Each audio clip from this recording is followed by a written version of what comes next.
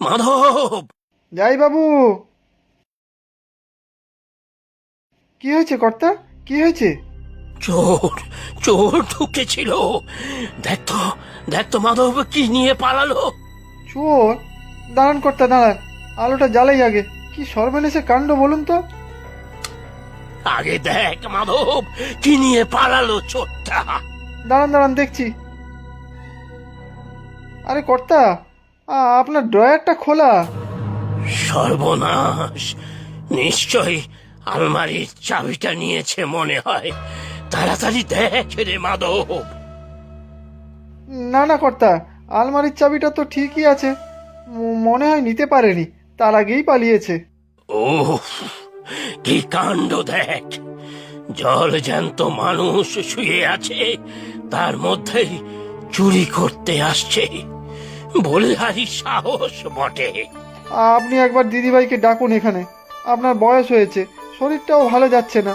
আজকে যদি কিছু হয়ে যেত তাহলে কি হতো বলুন তো? কি জবাব দিতাম দিদিভাইকে? এবার ডাকুন একবার দিদিভাইকে। না না, সুপ্রিয়ার অত সময় নেই। তুই বারবার এক কথা বলিস না রে মাধব। ওরা ব্যস্ত মানুষ।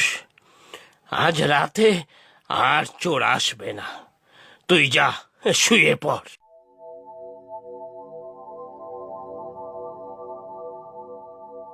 তাহলে ঠিক রাজি হয়ে গেল মা, দেখলি?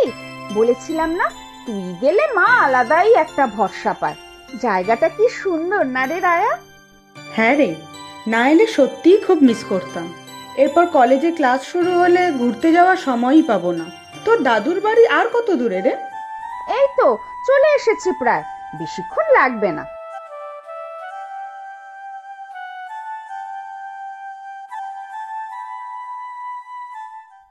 দাদু, ও দাদু, আয় রায়া।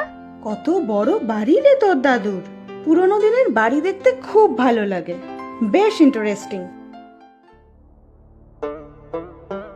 আরে সুমি দিদি, তুমি এসেছো? আসো আসো, কর্তা দেখলে খুব খুশি হবে। দিদিভাই আসেনি? আরে এ কি তোমার বান্ধবী বুঝি? না, মা আসতে পারেনি, দাদার সামনে পরীক্ষা। চলো চলো, গেলেই দেখতে পাবে। কে এলো রে মাধব? আমার এখানে তো কেউ আসার লোক নেই। মাধব!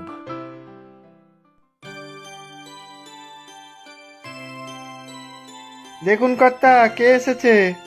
দাদু, কেমন আছো? আরে সুমি দিদি ভাই এসেছিস? সুপ্রিয়া কোথায়? সুপ্রিয়া ও আসেনি? না দাদু, মা আসতে পারেনি, তাই আমি আর আমার বন্ধু আয়া এসেছি। কতদিন পরে তোমার কাছে এলাম বলো তো, আমার খুব ভালো লাগছে। আমারও দিদি ভাই। তোরা তো আসার সময় পাস না। শোন, পরে কথা হবে। অনেক দূর থেকে এসেছিস, খাওয়া দাওয়া করে আগে বিশ্রাম কর তোরা। মাধব রে, ওদের জন্য সামনের বড় ঘরটা খুলে দে তো। হ্যাঁ কর্তা, আমি ঘরটা খুলে দিচ্ছি এক্ষুনি। জানো সুমি দিদি, গত পরশুই কর্তা সব ঘরগুলি আমাকে দিয়ে পরিষ্কার করিয়ে রেখেছিল। তখন কি বুঝেছি যে আজই তোমরা আসবে? যাও দিদি ভাইরা, মাধবের সাথে যাও। মাধব, ওদের ভালো কিছু খাবারের ব্যবস্থা করিস কিন্তু। তোর দাদু একা এই বড় বাড়িতে থাকে? একা কোথায়, মাধব দাদুও থাকে দাদুর সাথে, দাদুর দেখাশোনা করে। দাদুকে কতবার আমরা বলেছি কলকাতায় আমাদের সাথে থাকতে, দাদু রাজি হয়নি। পৈতৃক বাড়ি দাদুর কাছে প্রাণের থেকেও দামি। স্বাভাবিক। এই নাও দিদিরা, যা ছিল তাই দিয়েই খেয়ে নাও, তারপর একটু বিশ্রাম করো। বিকেলে কর্তামশাই মুরগির মাংস আনতে বলেছে, দেখো ভালো করে কষা বানিয়ে দেবো। আচ্ছা সুমি দিদি, তোমরা অনেকদিন থাকবে বুঝি? ওই 2-4 দিন।